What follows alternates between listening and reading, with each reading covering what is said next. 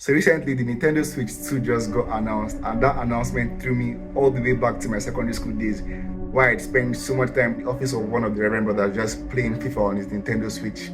That was all the way back in 2018. I know, I'm old as fuck. But anyways, it occurred to me that was 8 years ago. It's been 8 years since the first Nintendo Switch was released, and we are just now getting the second iteration of the handheld. But the Nintendo Switch 2 is such a huge improvement compared to the Switch 1. A bigger display, a brighter display, from 720p to 1080p, from 60Hz to 120Hz. It's capable of 120 FPS in games that support it.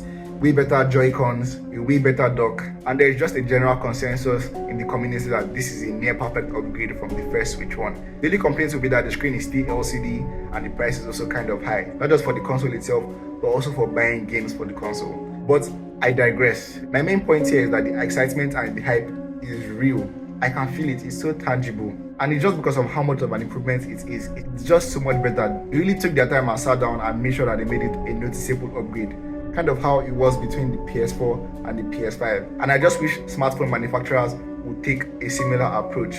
Like last year and even this year too as well, I made no videos on the iPhone 16 series, the Google Pixel 9 series, the S25 series, just because I wasn't excited. I couldn't sit down here, set up a camera and pretend to give a shit about a capture button or a stupid temperature sensor. I couldn't just pretend to be excited, and I just wish smartphone manufacturers would take their time to actually give us real improvements. Let's be excited about it. And I'm not really asking for them to take 7 years or 8 years. At least 2 or 3 years would be good.